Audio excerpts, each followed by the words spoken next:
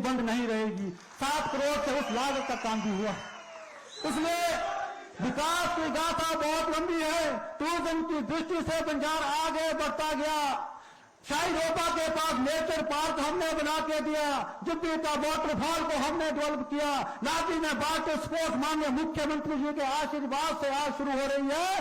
Babar jetty point और cafeteria का काम बहुत तेज गति के साथ चला है और 20 वर्षों बाद हमने 8 लाख जी बाईपास भाल करके दिखाया। चौड़ी सड़क निकाल के वहां से दिखाई है। जो संभव था, जो हो नहीं सकता था, वो माननीय मुख्यमंत्री जी ने करके दिखाया है। आज मैं माननीय मुख्यमंत्री जी को कहना चाहूंगा कि आपके आशीर्वाद से हमने बंजार के अंदर सड़कों का काम शुरू किया और हम हर गांव के हर पंचायत के अंदर सड़कें निकालते गए। मुझे पता था कि सड़कें हमारी भाग्य रेखा है, स्वर्ण रेखाएं हैं। हर गांव से हमें सड़क से जोड़ना चाहिए। माननीय मुख्यमंत्री जी हमें बजट देते गए, हम हर गांव के अंदर सड़कें निकालते गए। मैं कई बार भाषणों में कहता था कि हमारी 130 सड़कें हो गई, 160 सड़कें हो गई, 126 हो गई, 170 पहुंच गए। कुछ लोगों के पेट में मिर्ची लगी, वो कहने लगे ये सिर्फ खाली आंकड़े हैं, भाषण में बोलते हैं।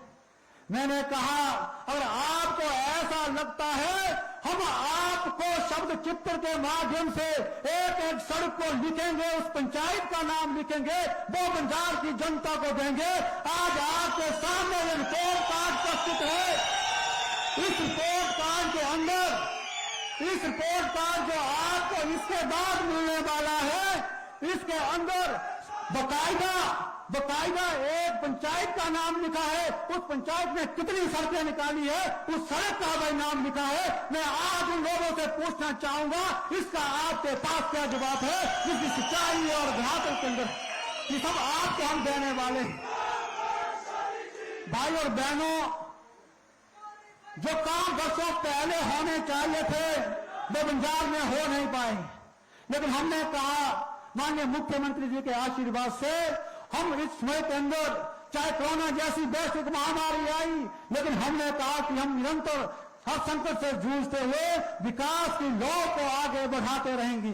जहां जहां हमें दिक्कत आई, माननीय मुख्यमंत्री जी का आशीर्वाद हमारे ऊपर रहा और माननीय मुख्यमंत्री जी हमारी हर मांग को पूरी करते गए, हर मांग को पूरी करते गए। चाहे वो शिक्षा का क्षेत्र हो, स्वास्थ्य का क्षेत्र। आज बंजार हॉस्पिटल की बिल्डिंग का काम किस तेज गति के साथ चला है। विधायक बनने से पहले, सरकार आने से पहले एक ईंट नहीं लगी थी। आज हमारा ए और बी ब्लॉक तैयार हो चुका है, सी डी का काम बहुत चला है। हमने भूमि भी खाली करवाई और उसका आगे काम को आगे बढ़ाया। माननीय मुख्यमंत्री जी के आशीर्वाद से 2000 से लेकर के 2022 तक बंजार हॉस्पिटल के अंदर मात्र 6 मेडिकल पोस्टें थी। आज माननीय मुख्यमंत्री जी ने कैबिनेट में ला करके पिछली बार घोषणा करके अब 14 मेडिकल एमओ की पोस्टें मेडिकल ऑफिसर बंजार के अंदर बैठेंगे। 50 बेडेड हॉस्पिटल था, उसका अब 100 बेडेड किया है। सैंज के अंदर हॉस्पिटल की दिक्कत थी, वहां नाइट सर्विस, रात्रि सेवाएं भी शुरू होनी चाहिए। 50 बेडेड हॉस्पिटल की घोषणा भी करवाई और मेडिकल डॉक्टरों की पोस्टें भी वहां पर बढ़ाई। अब सैंज का हॉस्पिटल हमारा 20/4 चलेगा। इतनी बड़ी सौगातें हमको दी। ये सारी विकास की गाथाएं हम जिक्र करने लगे तो बहुत लंबी जाएगी। इसलिए भाई और बहनों, हमने हर क्षेत्र के अंदर काम किया है। सैन का क्षेत्र छूटा नहीं रखा। गस्सा का क्षेत्र के अंदर भूल से ब्यार की सड़क हमने 8 करोड़ की लागत से चकाचक कर दी। ऐसा लगता है कोई नेशनल हाईवे है। अभी कुछ दिन पहले ब्यार गया था, माननीय मुख्यमंत्री जी के ब्यार में जोगी नारायण जी के मंदिर में आए थे। वहां पर हेल्थ सब सेंटर भी हमें दिया और पूरे नाते को कहा कि इसको हम टूरिज्म की दृष्टि से आगे बढ़ाएंगे। उस नाते भी पूरी डीपीआर और एशियन डेवलपमेंट को वो जा रही है।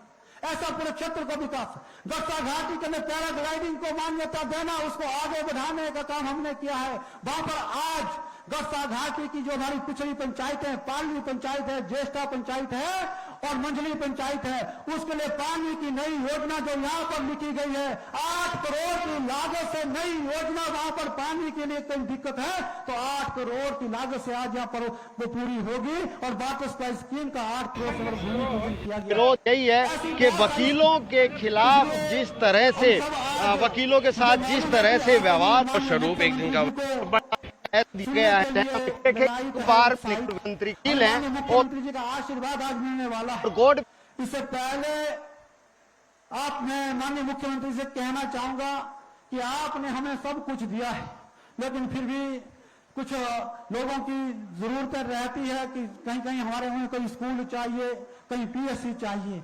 हम ज्यादा नहीं मांगना चाहते हैं। हमें पता है कि आज 4.5 वर्ष से ज्यादा समय हो गया है, 1-2 महीने बाद चुनाव में होने वाले हैं, इसलिए हम मात्र कुछ स्कूलों को अपग्रेड करना चाहते हैं और 2 पीएससी हम आज से चाहते हैं, क्योंकि दुर्गम क्षेत्र हमारा है, एक बठाड़ का क्षेत्र है, वहां पर स्वास्थ्य सुविधा के नाते हम चाहते हैं कि जो हेल्थ सब सेंटर हमारा है वो अपग्रेड होकर के पीएससी वहां पर बने। दूसरा हमारा देवरी के अंदर बनोगी पंचायत के अंदर जो हेल्थ सब सेंटर है उसको भी आप पीएससी करने की हमें पीएससी दें, ताकि उसकी भी अपग्रेड हो, क्योंकि वो भी वहां पर उसकी भी जरूरत है। और उसके साथ कुछ स्कूल मैंने रखे हैं जो मैं आपसे अभी कहूंगा, और उसके साथ माननीय मुख्यमंत्री जी का मुझे बहुत धन्यवाद और आभार प्रकट करना है। आभार इस बात का है मित्रों कि पूर्व में कांग्रेस की सरकार थी, हमारा एचपीसीएल का प्रोजेक्ट बना और एचपी प्रोजेक्ट के अंदर वहां पर लाडा की राशि हमें मिलनी थी, लेकिन उसमें ऑब्जेक्शन लग गया, वो हमें मिल नहीं पाई। मैंने माननीय मुख्यमंत्री से केस डिस्कस किया और माननीय मुख्यमंत्री जी अधिकारियों को आदेश दिए, जो सेंस की 3 पंचायतों का हक है, देवरी, धार, शैंसर और गाड़ा पाली का, वो पैसा वहां पर विकास में लगना चाहिए, वो पैसा रिलीज होना चाहिए। तो 5 करोड़ की राशि हमारी रिलीज हो चुकी है माननीय मुख्यमंत्री जी के आशीर्वाद से। उसके साथ हम सब मैं आप सभी से इतना निवेदन करना चाहूंगा, भाई और बहनों, जितनी हमारी कोशिश थी, समय बीतता गया, हम काम करते गए, बीच में बाधाएं भी आई, लेकिन हम उन बाधाओं को पार करते गए। आप सभी का आशीर्वाद सदा हम पर रहेगा। माननीय मुख्यमंत्री जी का आशीर्वाद पूरी बंजार विधानसभा पे है। माननीय मुख्यमंत्री जी ने बंजार विधानसभा भी पैदल चली है।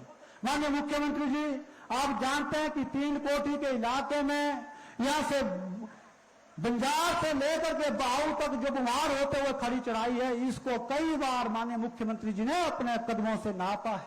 इसलिए भौगोलिक दृष्टि से माननीय मुख्यमंत्री वाकिफ है।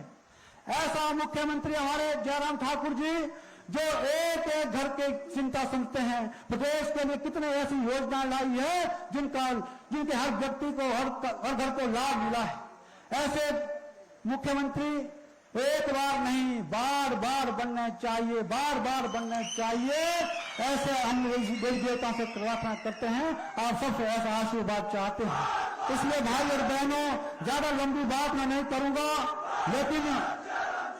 लेकिन इतना मैं अवश्य कहना चाहूंगा, जयराम ठाकुर जी प्रदेश के हर कोने कोने की चिंता कर रहे हैं। माननीय मुख्यमंत्री जी की विशेषता यही है कि ये कभी किसी को भूलते नहीं है।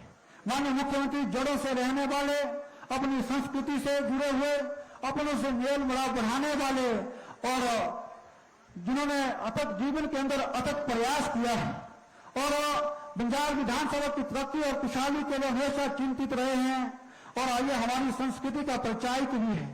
समाज की संस्कृति में भोलापन, निस्वार्थ भावना से काम करना, संवेदनशीलता मुख्य तत्व है, और जिसके कारण हम आप चाहे गोविंद सिंह ठाकुर हो, चाहे जयराम ठाकुर जी हो, इनके जो मेहनत और सादगी पूरे प्रदेश की जनता को पसंद है। इसलिए मैं ज्यादा ना बोलता हुआ इतनी ईश्वर से प्रार्थना करना चाहूंगा। ये श्रृंगार ऋषि भगवान का, हमारे कुल देवता का मैदान है। यहाँ पर मैं इतनी प्रार्थना अवश्य करना चाहूंगा कि हमारे मुख्यमंत्री जी को देवता इतनी शक्ति दे, इतना सामर्थ्य दे, इतना बल दे कि इस आने वाले समय में और अग्रसरता के साथ और तेज गति के साथ प्रदेश का विकास करते रहें, और जो काम हमारे बंजार के हैं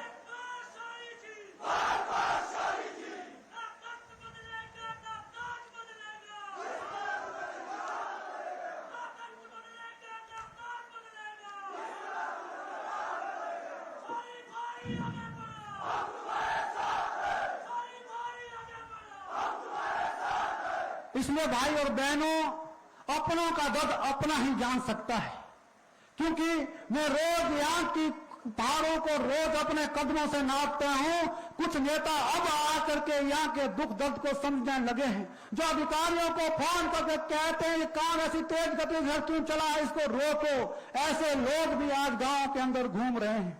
इसलिए हमने सबसे बचना है और एक आवाज के साथ आगे बढ़कर के जयराम ठाकुर जी का साथ देना है। जयराम ठाकुर जी का साथ देना है। इन्हीं शब्दों के साथ मैं आप सबका धन्यवाद करना चाहूंगा कि भारी संख्या में यहाँ पर पहुंच गए।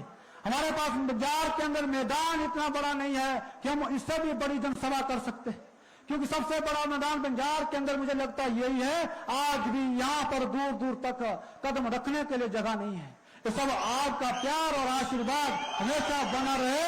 आप सभी का बहुत बहुत धन्यवाद। जय हिंद, जय भारत, भारत माता की जय। एक बार नारा लगाएंगे, एक बार जयराम जी, इधर से भी बोलेंगे, एक बार जयराम जी, एक बार जयराम जी। हमारा मुख्यमंत्री कैसा हो, हमारा मुख्यमंत्री कैसा हो। धन्यवाद। जय हिंद, जय भारत।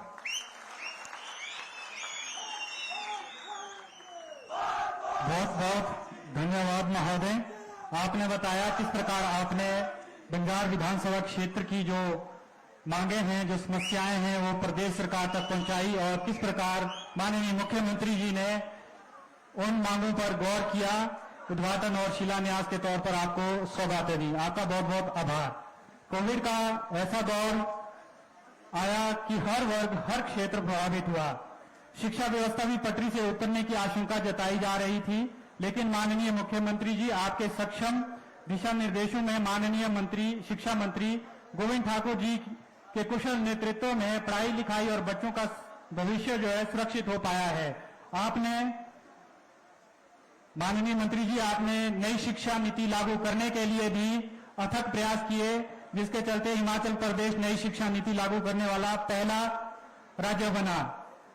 क्योंकि आप जिला कुल्लू से संबंध रखते हैं, जिला कुल्लू का कोई भी विधानसभा क्षेत्र हो, वहां की हर जरूरत, हर मांग को आप समझते हैं और उन मांगों और जरूरतों को पूरा करते हैं। उसके लिए आप कृत संकल्प रहते हैं। जोरदार तालियों के बीच माननीय मंत्री गोविंद सिंह ठाकुर जी, आपसे विनम्र निवेदन संबोधन के लिए। माननीय मंत्री जी।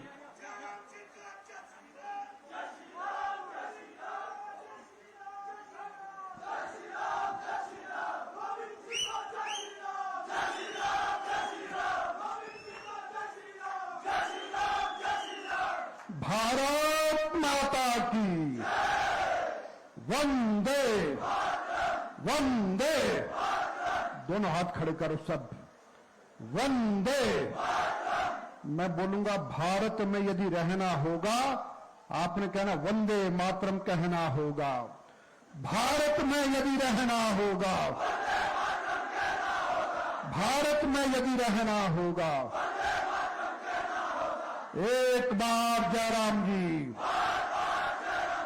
एक बार जयराम जी, एक बार जयराम जी। आज के इस विशाल कार्यक्रम में हिमाचल प्रदेश में विकास की गंगा बहाने वाले हमारे अपने मुख्यमंत्री श्रीमान जयराम ठाकुर जी, बंजार विधानसभा क्षेत्र के लोकप्रिय विधायक श्रीमान सुरेंद्र शौरी जी, भारतीय जनता पार्टी के जिला के अध्यक्ष हमारे बचपन के मित्र श्री भीमचंद शर्मा जी और भारतीय जनता पार्टी बंजार के मंडल अध्यक्ष श्रीमान बलदेव महंत जी, जिलाधीश श्री आशुतोष गर्ग जी, एसपी कुल्लू श्री गुरुदेव शर्मा जी और नगर पंचायत भूंतर के अध्यक्षा श्रीमती आशा शर्मा जी, और हमारी जिला परिषद की पार्षद श्रीमती बीभा सिंह जी और जिला परिषद बंजार के पार्षद श्रीमान मान सिंह जी, पंचायत समिति की अध्यक्षा श्रीमती लता ठाकुर जी और सभी पत्रकार मित्र और बहनों और भाइयों, मैं सबसे पहले आप सभी का हार्दिक अभिनंदन करता हूं और स्वागत करता हूं कि बंजार विधानसभा क्षेत्र के हर गांव से और हर मतदान केंद्र से आप हजारों की संख्या में यहां पर आए हैं।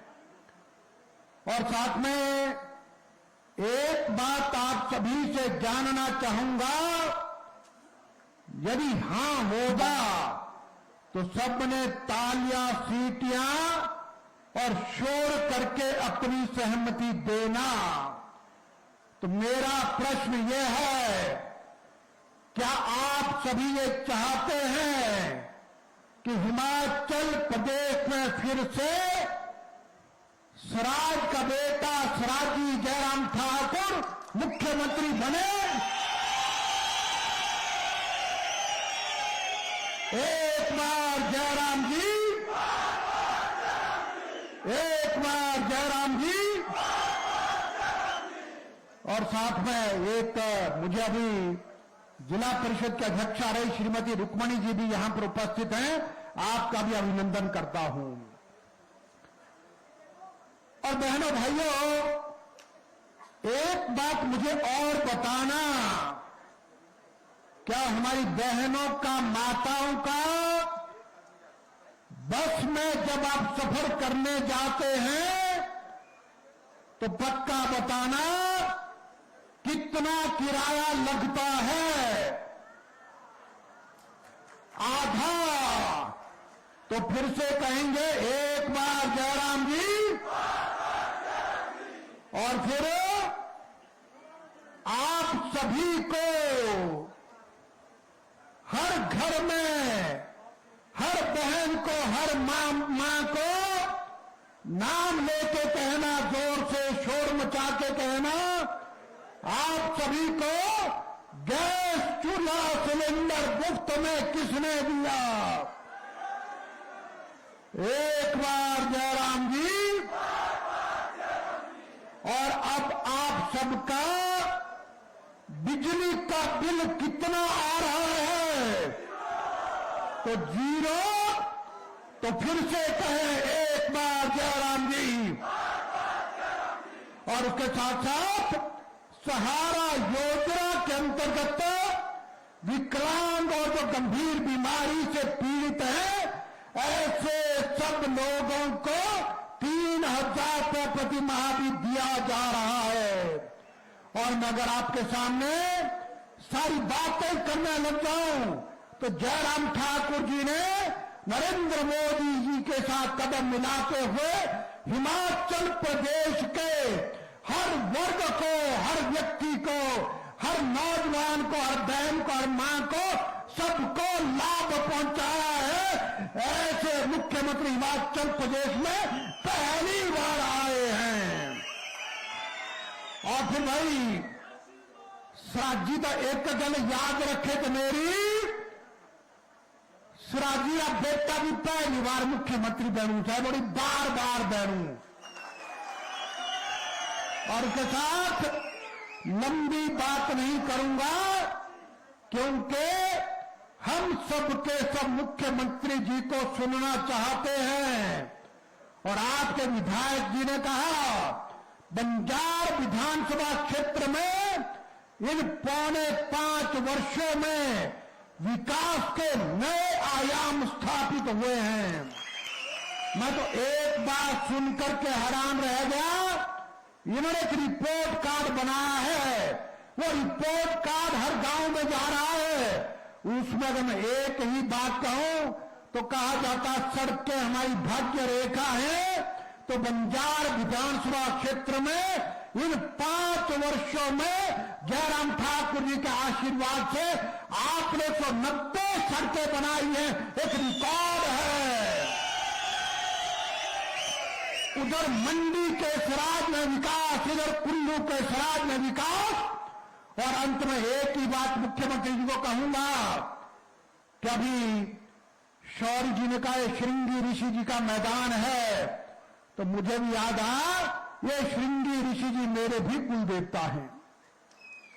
और इसलिए साथ में कहूंगा कि सुरेंद्र शौरी जी ने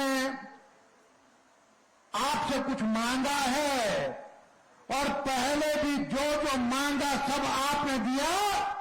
मैं भी साथ में एक निवेदन आपसे करूंगा, अभी भी सुरेंद्र शौरी जी ने कुछ मांगा है, आप दिल खोल करके उन सब मांगों को भी स्वीकार करेंगे, ऐसा निवेदन मैं करता हूं। क्योंकि वो आपके विधानसभा क्षेत्र के राज्यों के बिल्कुल साथ हैं, तो ये अपना कंपटीशन आपसे ही करते हैं। और इनको लगता है जो वहां है वो यहां है, क्योंकि आप ऐसे मुख्यमंत्री हुए हैं जिन्होंने हिमाचल प्रदेश के 68 विधानसभा क्षेत्रों में बराबर विकास किया है। ऐसा कभी नहीं होता था। आपने हर प्रकार की राजनीति जो चलती थी वो समाप्त करके रिवाज बदला है। आपने पूरे हिमाचल प्रदेश का विकास किया है। आप जन जन के प्रिय हैं और आप हिमाचल प्रदेश में 2022 का जो चुनाव होने वाला है, फिर से हिमाचल प्रदेश के मुख्यमंत्री बनेंगे, ये निश्चित है। धन्यवाद। जय हिंद, जय भारत।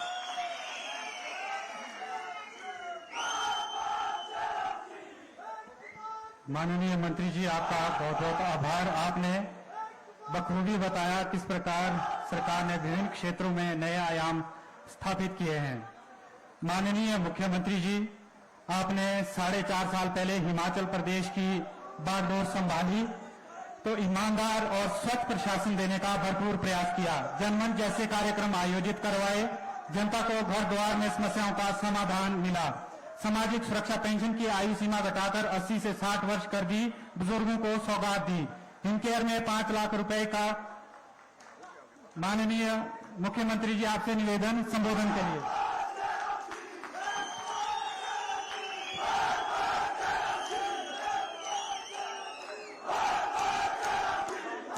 भारत माता की, भारत माता की, भारत माता की। आज के इस बहुत ही जोश भरे कार्यक्रम में हमारे बीच में हिमाचल प्रदेश सरकार में माननीय शिक्षा मंत्री श्री गोविंद सिंह ठाकुर जी, आपके इस विधानसभा क्षेत्र के लोकप्रिय विधायक भाई सुरेंद्र शौरी जी, पार्टी के हमारे जिला के अध्यक्ष भाई भीमसेन शर्मा जी, मंडल के अध्यक्ष बलदेव महंत जी, नगर परिषद की अध्यक्ष आशा जी, पंचायत समिति की अध्यक्ष Lata ji, deputy commissioner Kullu, SP Kullu, जिला परिषद की सदस्य श्रीमती विभा सिंह जी, पंचायती राज संस्थाओं के अन्य सभी चुने हुए प्रतिनिधि, नगर परिषद के सभी पार्षदगण, महिला मंडल के सभी सदस्यगण, उपस्थित सभी भाइयों बहनों, नौजवान साथियों और पत्रकार मित्रों, आज एक बार फिर से बंजारा विधानसभा क्षेत्र में आप सबके दर्शन करने का सौभाग्य प्राप्त हुआ। यहां गर्मजोशी के साथ आप सबने हमारा अभिनंदन स्वागत किया, उसके लिए आप सबका बहुत बहुत आभार।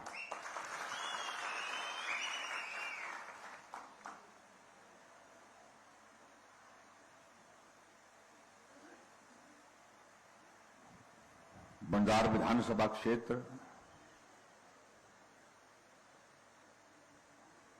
एक ऐसा क्षेत्र है जहां से होकर के हमको अपने क्षेत्र के लिए जाना पड़ता है।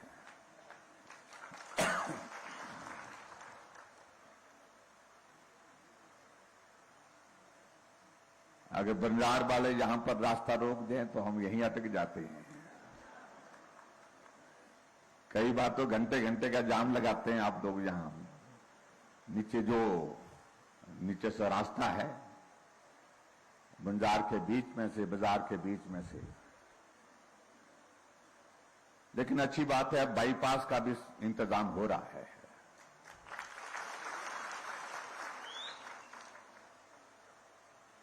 मैं इस बात को देख रहा था, मैं सुन भी रहा था विधायक महोदय जी को,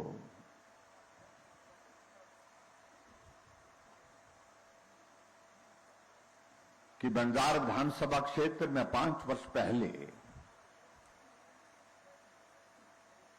जो चीजें नहीं थी, आज इस विधानसभा क्षेत्र में वो चीजें हम करने में सफल हुए हैं। ऐसी एक नहीं अनेक चीजें हैं।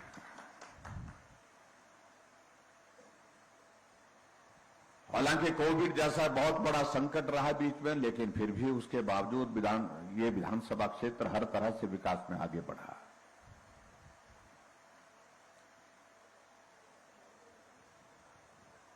उसके लिए मैं विधायक जी को भी जहां बधाई देता हूं, वहां आप सबके सहयोग के लिए भी मैं बहुत बहुत आभार व्यक्त करता हूं। आप सबका बहुत बड़ा योगदान उसमें रहा।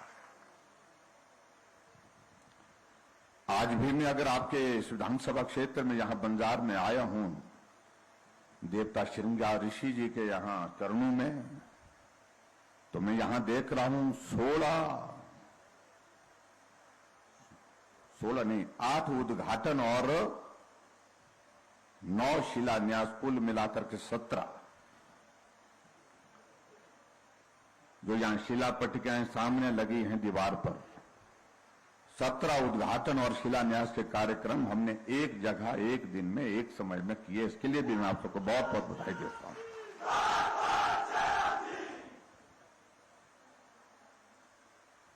और इन उद्घाटन और शिलान्यास में जो पैसा खर्च हो रहा है वो लगभग 60 करोड़ रुपए खर्च हो रहा है। जहां उद्घाटन हुआ वहां तो खर्च हो गया, लेकिन जहां शिलान्यास किया वहां पर खर्च होगा। लेकिन ताली आधे लोगों ने बजाई, आधे लोगों ने नहीं बजाई। हम सराजी भी बहुत चालाक हो गए भाई, मैं खुद भी सराजी हूं, तो इसलिए सराजियों के साथ हमारी बातें बड़ी खुली होती है, बुरा मत मानना।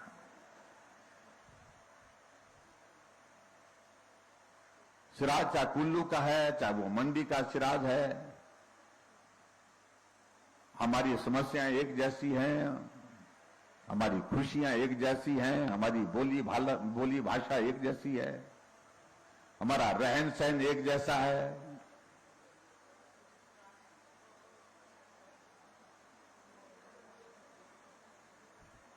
लेकिन इतना मैं जरूर कहना चाहता हूं, कई बार मैं अपने बुजुर्गों को भी पूछता हूं, ये सराजी शब्द कहां से निकाला आप लोगों ने? हम कुल्लू जाते हैं वहां भी सराजी मिलते हैं, मंडी जाते हैं तो भी सराजी मिलते हैं। सही मायने में इसका अभिप्राय एक वक्त का ऐसा हुआ करता था, जो कम पढ़ा लिखा है, पिछड़ा है, जहां काम नहीं हुआ, विकास नहीं हुआ, जहां की जिंदगी कठिन है, उस इलाके को सिराज बोलते थे। और उस इलाके में रहने वाले लोगों को सिराजी बोलते थे कि जिनको कम जानकारी है। आज कोई सिराजी ऐसा है जिसको कम जानकारी है? आज कोई सिराजी ऐसा नहीं है।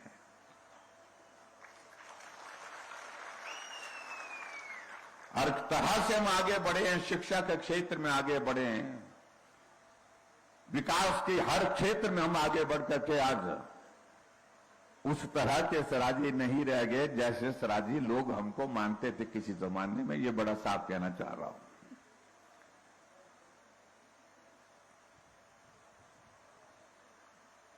हमारा अपना एक कल्चर है, अपनी बोली भाषा है, अपनी एक संस्कृति है, उसके प्रति हमारा सदैव सम्मान रहना चाहिए। ये बहुत आवश्यक है। ऐसा ना होना चाहिए कि हम सराजी जो है आगे बढ़ते बढ़ते दौड़ तो गए, आगे तो बहुत चले गए, लेकिन अपनी संस्कृति, अपने संस्कार, जो हम देवभूमि के देवी देवताओं के प्रति सम्मान, बुजुर्गों के प्रति सम्मान, समाज में सब मिलकर के काम करने के लिए जो हमारा एक तौर तरीका है, रिवाज है, उन सारी चीजों को हमको सदैव जीवित रखना चाहिए, उनको बना करके रखना चाहिए। ये बहुत बड़ी आवश्यकता है।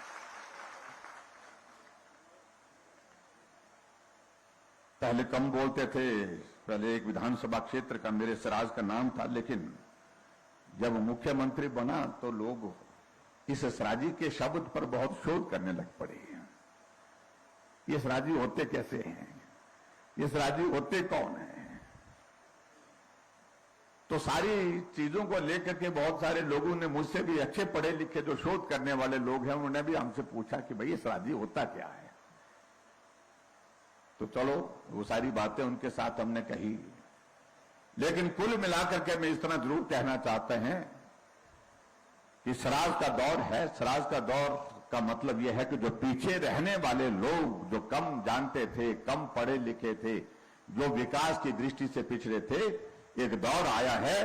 आज वो लोग भी आज मेन स्ट्रीम में आगे बढ़ते हुए हिमाचल प्रदेश में अपना योगदान दे रहे हैं और हिमाचल के विकास में अपना सहयोग दे रहे हैं, योगदान दे रहे हैं। उसके लिए मैं आप सबको बहुत बहुत बधाई देता हूं।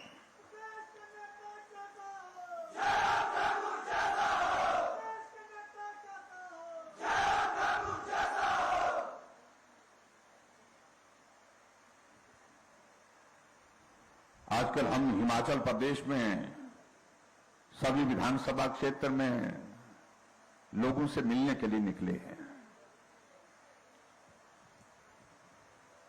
और आज मिलते मिलते मैं आपके इस विधानसभा क्षेत्र में यहां पर बंजार में पहुंचा हूं। इससे पहले 51 विधानसभा क्षेत्र हमने पूरे कर दिए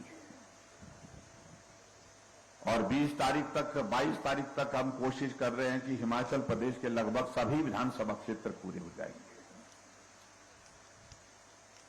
जब हम लोगों से मिलने के लिए जा रहे हैं तो हमारे कांग्रेस के मित्रों को बहुत परेशानी है कि मुख्यमंत्री जा रहे हैं, प्रदेश में घूम रहे हैं।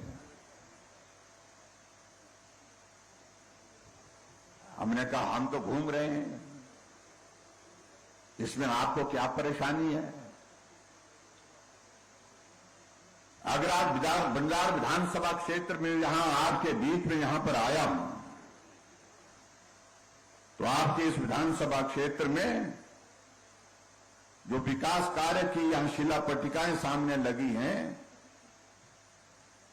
जहां करोड़ों रुपए के उद्घाटन और शिलान्यास हमने आज किए हैं, ये मुख्यमंत्री नहीं करेगा तो क्या हम कांग्रेस के नेताओं को बुलाएंगे? हमने काम करके रखा है, आप मेहरबानी करके आइए, आप यहां पर जो है ये उद्घाटन करें,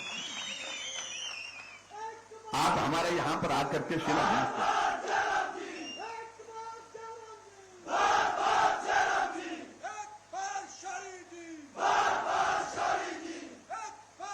हमने कहा भाई कुछ तो समझा करो।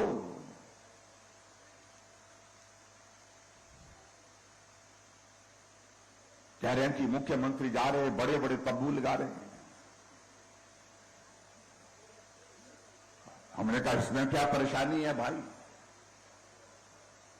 मैंने उन कांग्रेस के मित्रों को कहा कि भाई हमारा तंबू तो लगा हुआ है, दिल्ली में भी लगा हुआ है और हिमाचल में भी लगा हुआ है, ये तो लगा रहेगा।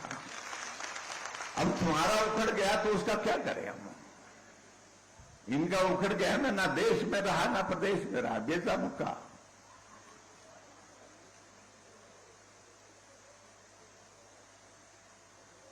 और मैं उनको ये भी कहना चाहता हूं जिस बात से उनको बहुत परेशानी होती है, दौरा पड़ने की नौबत आ जाती है बेचारों को। मैं कहता हूं कि ये तंबू अभी 20 साल 25 साल तक लगा ही रहेगा, चाहे प्रदेश की बात है चाहे वो देश की बात है।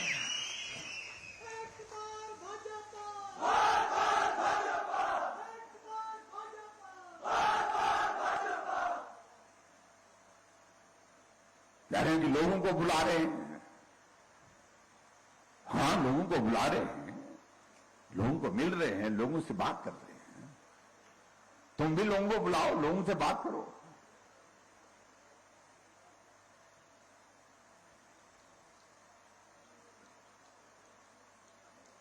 ये हिमाचल के इतिहास में पहली बार हो रहा है जहां मुख्यमंत्री हिमाचल प्रदेश के सभी विधानसभा क्षेत्र में जाकर के हिमाचल के गठन के 75 वर्ष पूरे होने के पश्चात हिमाचल के विकास में जो हमारे भाई बहनों का, हिमाचल के लोगों का योगदान रहा है, खुले मन से उनका आभार करने के लिए सारे हिमाचल प्रदेश में गांव-गांव में जा रहा है।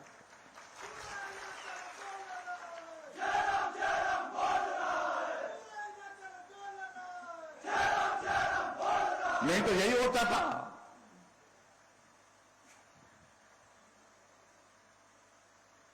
काम करने वाले लोग, काम करने वाली जनता जनार्दन, काम करने वाले एक मजदूर जो मजदूरी करने वाला है, लेकिन श्रेय लेने वाले हम नेता ही होते हैं। हम मंच पर से भाषण देते हैं कि इसका धन्यवाद, इस नेता का धन्यवाद, उस नेता का। मेरा नेताओं के प्रति सम्मान है, बहुत बड़ा सम्मान है, और नेताओं का धन्यवाद हम एक बार नहीं अनेक बार करते हैं, हर जगह करते हैं, हर बार करते हैं। और यहां पर भी आपने देखा होगा, मेरे आने से पहले अगर डॉक्यूमेंट्री आपने देखी होगी, यहां पर उस डॉक्यूमेंट्री में भी हिमाचल प्रदेश में जो 5 मुख्यमंत्री मुझसे पहले रहे हैं उनका भी जिक्र उसमें है। डॉक्टर वाईएस परमार जी का भी जिक्र उसमें है, ठाकुर रामलाल जी का भी जिक्र उसमें है, श्री वीरभद्र सिंह जी का भी जिक्र उसमें है, श्री शांता कुमार जी का जिक्र भी उसमें है, और श्री प्रेम कुमार धूमल जी का जिक्र भी उसमें है।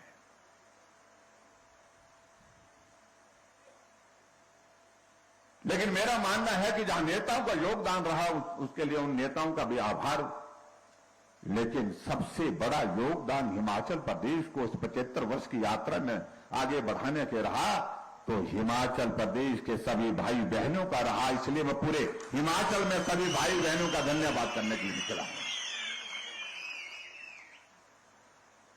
हम यहां देख रहा हूं कि बहुत सारे जितने भी लोग बैठे हैं, मुझे लगता है कि बहुत कम लोग होंगे जिनकी उम्र 75 साल हुई है। 15 अप्रैल 1948 को जिस दिन हिमाचल प्रदेश का गठन हुआ, उस वक्त हम में से बहुत सारे लोग, बहुत सारे क्या अधिकांश लोग जहां जो बैठे हैं उस दुनिया में ही नहीं थे। दुनिया में इसलिए नहीं थे कि हम पैदा ही नहीं थे, लेकिन हमारे लिए ये बहुत आवश्यक है कि उस वक्त का हिमाचल कैसा था, उस वक्त के हिमाचल की जिंदगी कैसी थी, उस वक्त की हिमाचल की परिस्थितियां कैसी थी, ये जानना बहुत आवश्यक है। जब हिमाचल बना था उस वक्त हिमाचल प्रदेश में, अगर मैं यहां पर भी अगर मैं मंच पर से बोलूं, कितने लोग मुझे बता पाएंगे मालूम नहीं। अगर मैं बोलूंगी भी कितने जिले थे उस वक्त, एक आधी जगह हमने बोलने की कोशिश की, कोई नहीं बोल पाया। हजारों लोगों में भी मात्र 4 जिले थे, एक चंबा का था, एक सिरमौर का था, एक महासू का था, एक मंडी का जिला था।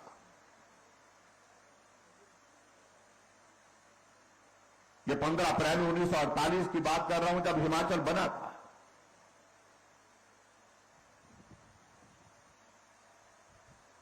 और आज हिमाचल प्रदेश में 12 जिले हैं, इसको तो सब जानते हैं।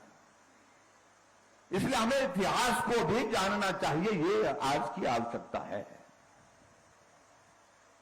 जब हिमाचल बना था उस वक्त हमारे प्रदेश की साक्षरता दर कितनी थी?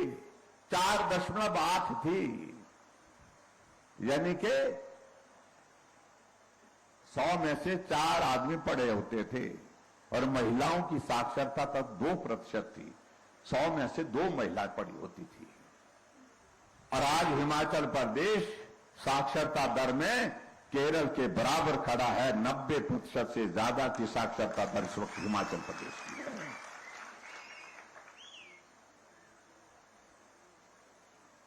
जब हिमाचल बना तो उस वक्त 228 किलोमीटर सड़क थी हिमाचल में, और आज हिमाचल प्रदेश में सड़कों की लंबाई 39,500 किलोमीटर है। हम कहां थे, कहां पहुंचे?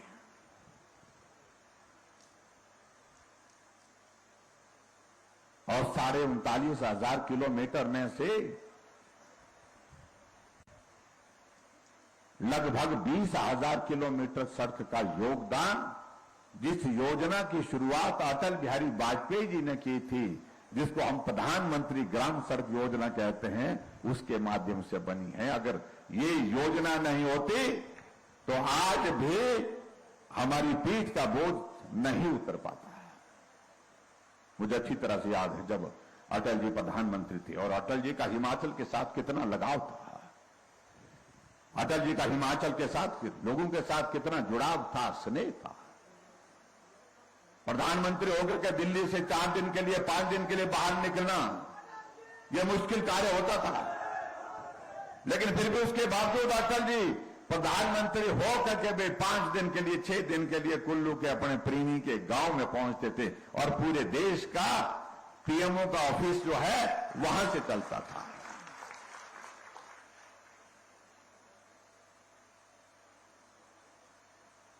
आजाद भारत के इतिहास में किसी प्रधानमंत्री ने किसी इलाके को इतना प्यार नहीं दिया, इतना स्नेह नहीं दिया, इतनी पहचान नहीं दिया है। जब सत्ता में नहीं तब तो आने की बात समझ में आती है कि चलो आगे, लेकिन सत्ता में रहते हुए प्रधानमंत्री रहते हुए मनाली में आकर के रुकना, ये हमारे लिए कितना बड़ा सौभाग्य का विषय है।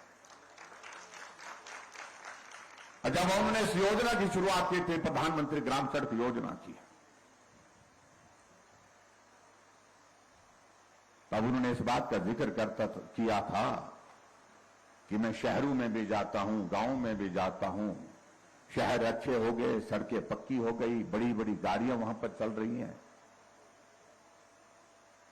लेकिन गांव में जब जाता हूं तो मुझे दुख उस बात का होता है कि मेरे गांव के रहने वाले उस भाई और बहन की पीठ का बोझ हम नहीं उतार पाए।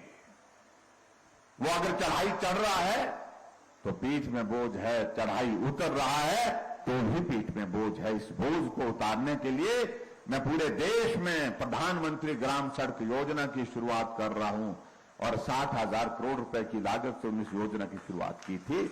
आज अगर हम हिमाचल प्रदेश में सड़कों का जिक्र कर रहे हैं, यहां शौर्य जी जिक्र कर रहे थे, यहां सड़क पहुंचा दी, वहां सड़क पहुंचा दी, उस गांव में पहुंचा दी, सब जगह सड़कें पहुंच गई और उसमें बहुत बड़ा योगदान अटल जी का रहा है। इसलिए अगर हम 75 वर्ष की इस यात्रा का जब जिक्र करते हैं तो ऐसे महानुभाव का हमको सदैव याद करना चाहिए। अटल टनल रोहतांग एक सपना उनका था, जिस सपने को साकार करने के लिए उन्हें कदम उठाया, उसका काम शुरू किया और आखिरकार वो सपना साकार हुआ। देश के हमारे प्रधानमंत्री, वर्तमान प्रधानमंत्री श्री नरेंद्र मोदी जी 3 अक्टूबर 2020 को उस अटल टनल का उद्घाटन करने के लिए मनाली उतरे। हम कैसे भूल सकते हैं इन चीजों को।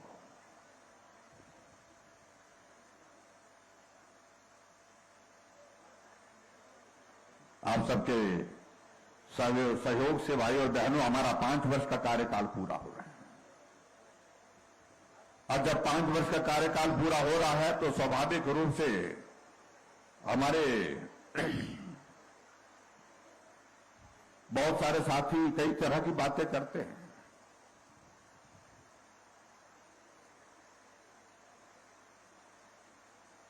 क्योंकि चुनाव आया तो चुनाव के दिनों में अपनी पार्टी की बात सब करेंगे, हम भी करेंगे, वो दूसरे हैं वो भी करेंगे।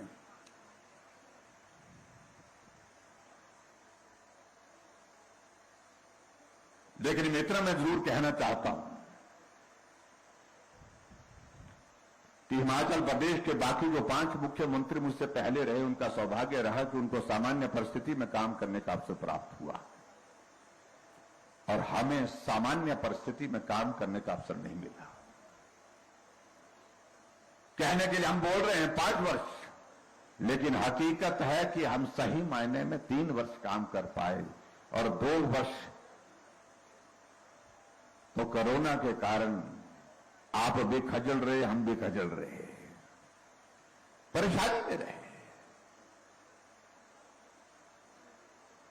ऐसा कभी जिंदगी में कभी सोचा भी नहीं था कि ऐसा भी जिंदगी में कोई दौर आएगा जब आदमी के सामने आदमी की जिंदगी बचाने के लिए हमको प्रयास करना पड़ेगा, इस कदर प्रयास करना पड़ेगा कि सारा काम छोड़ करके उस पर ही हमको ध्यान केंद्रित करना पड़ेगा।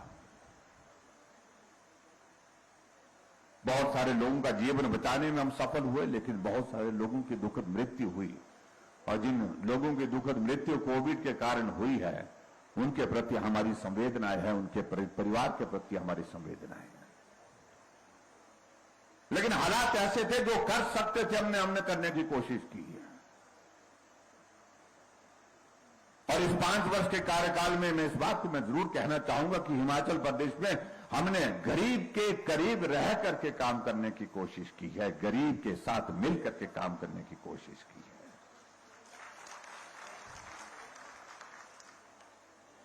जो बहुत बातें सुनाते हैं उनसे हम इस बात को अगर हम पूछें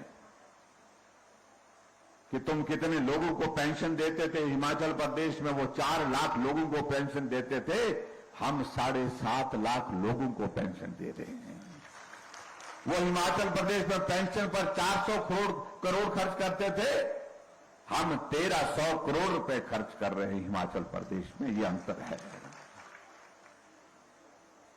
हमने आयुष्मान भारत के साथ हिमाचल प्रदेश में गरीब आदमी के इलाज के लिए हिमकेयर की शुरुआत की। आज गरीब आदमी अगर पैसा उसके पास इलाज करने के लिए नहीं है तो हिमकेयर का कार्ड, आयुष्मान भारत का कार्ड जेब में डाल करके हॉस्पिटल जाता है, हॉस्पिटल में उसका इलाज उससे होता है। सरकारें तो आज से पहले भी रही, बड़े बड़े नेता रहे कांग्रेस पार्टी के, लेकिन गरीब आदमी अगर बीमार हो जाए उसके इलाज का क्या इंतजाम होना चाहिए, क्या मदद होनी चाहिए, ये उनकी सोच का विषय नहीं बना। आज हिमाचल प्रदेश में हर घर में गैस का चूल्हा पहुंचाने के लिए हमने काम किया।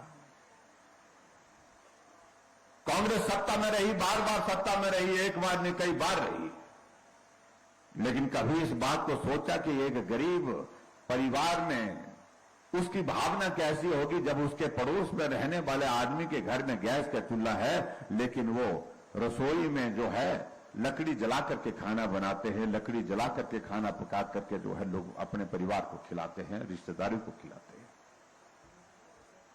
लेकिन उनके सोच का विषय नहीं बनाए। लेकिन हमने कहा कि इस काम को हम करेंगे। उज्ज्वला योजना प्रधानमंत्री जी ने पूरे देश के लिए शुरू की, लेकिन उज्ज्वला योजना को आगे बढ़ा करके हर घर में गैस का चूल्हा पहुंचे, इसके लिए हिमाचल में गृहिणी सुविधा योजना की हमने शुरुआत की। 3,35,000 गैस के चूल्हे घर घर में पहुंचाए। हमने हिमाचल प्रदेश में माताओं बहनों के लिए और ज्यादा मदद कैसे हो सके उसके लिए काम करने की कोशिश की। जो हमारे सेल्फ हेल्प ग्रुप है उनके लिए हमने 40,000 रुपए रिवॉल्विंग फंड का इंतजाम किया, ताकि महिलाएं अपना कामकाज शुरू करना चाहती हैं तो उनको थोड़ी मदद हम करें। मैं देख रहा हूं कि बहुत सारे सेल्फ हेल्प ग्रुप बहुत बेहतर ढंग से काम कर रहे हैं, अपने परिवार को पालने का इंतजाम उससे कर रहे हैं। महिलाओं को घर से बाहर आने जाने में कठिनाई ना हो, क्योंकि उनको आज भी व्यवस्था के अनुसार जो है अगर बाहर जाना है तो किराया पति से ही मांगना पड़ता है। बुरा मत मानना भाई, तुमने अपनी जेब में ही रखे होते पैसे, मुझे पता है। इसलिए हमने कहा कि आने जाने का किराए में मदद करनी चाहिए। अब महिलाएं अपनी दुकान खोल रही हैं, अपना कारोबार कर रही हैं, कामकाज के लिए बाहर जा रही हैं, नौकरी कर रही हैं, गवर्नमेंट सेक्टर में, प्राइवेट सेक्टर में।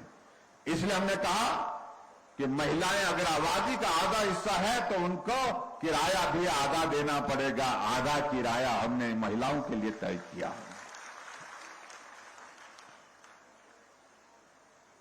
एक और शुरुआत की उस दृष्टि से हमने,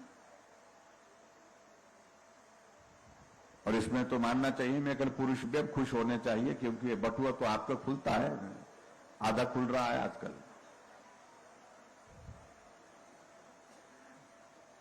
जब हमने कहा कि हम आधा किराया माफ कर रहे हैं तो हमारे कांग्रेस के लोगों ने कहा कि मुफ्त खोर बना दिया महिलाओं को।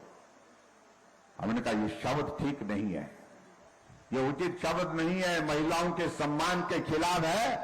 महिलाएं सम्मान के साथ जीती हैं, हमने उनके लिए सिर्फ मदद की है, हमने सिर्फ उनको राहत दी है।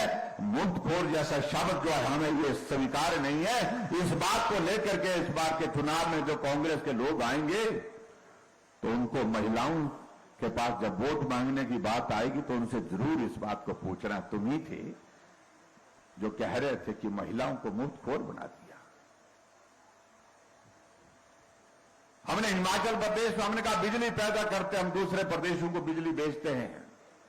हमारे गरीब लोगों के लिए बिजली में मदद हो, कैसे बिजली के किराए में राहत कैसे दी जा सकती है, हमने तय किया 125 यूनिट बिजली आपको हम 0 बिल के साथ दे रहे हैं। सरकारें तो पहले भी रही, लेकिन कभी इस बात को लेकर के सोचा?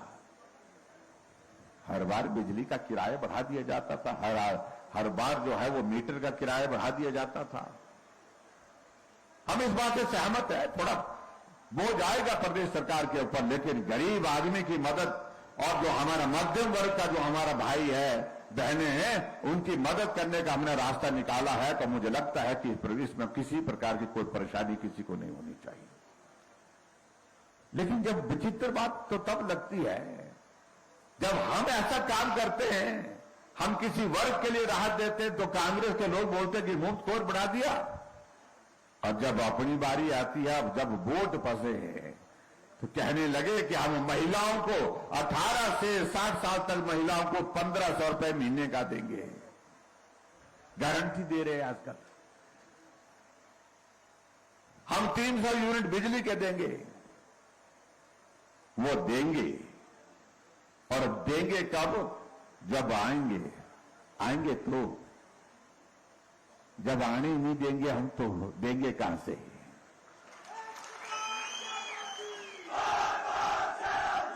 और क्यों आने देना हमको भाई? और मैं एक बात जरूर कहना चाहता हूं, जो कांग्रेस की हालत वर्तमान में ना इतनी हास्यास्पद बन गई, ऐसी खराब स्थिति, इतनी बुरी स्थिति कभी कांग्रेस ने कभी जिंदगी में सोची नहीं थी होगी। इनका नेता पूरे देश भर में, इनके नेता पूरे देश भर में, राहुल गांधी जी चल रहे हैं भारत जोड़ो यात्रा पर, और उधर गोवा में भारत छोड़ो यात्रा पर, कांग्रेस छोड़ो यात्रा पर कुछ लोग निकल पड़े। 8 एमएलए ने कांग्रेस पार्टी से छोड़ करके त्याग पत्र दे करके भारतीय जनता पार्टी शामिल कर ली।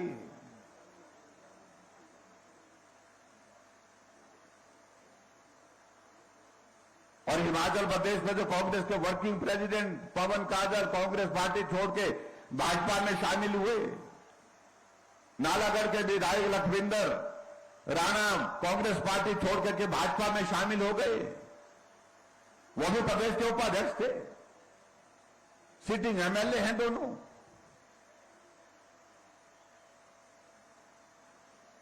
और इसकी वजह यह है कि नेतृत्व रहा नहीं। गुलाम नबी आजाद हो गए। अभी दिल्ली में इनने महंगाई पर रैली की, महंगाई पर इनके नेता राहुल गांधी भाषण देने लगे,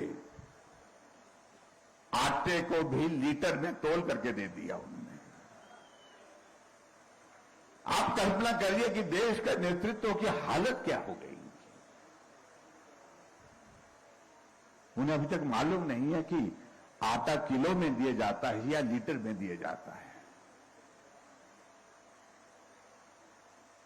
बहुत सारी बातें हैं जिन बातों को कहने का मैं समझता हूं आज हम रहने देते हैं। भाई और बहनों, मैं इतना जरूर कहना चाह रहा हूं,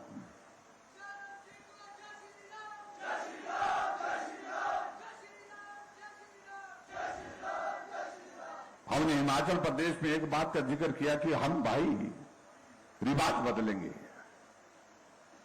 इस पर हमारे कांग्रेस के मित्रों को बहुत परेशानी हो गई। तो रिवाज नहीं बदलने चाहिए। मैंने कहा जो अच्छे रिवाज हैं वो तो मजबूत करने चाहिए, लेकिन कुछ रिवाज ठीक नहीं है तो वो बदलने चाहिए। और हमने ये भी कहा कि हम ही नहीं बदल रहे हैं, पूरा देश रिवाज बदलने के लिए उतर गया है।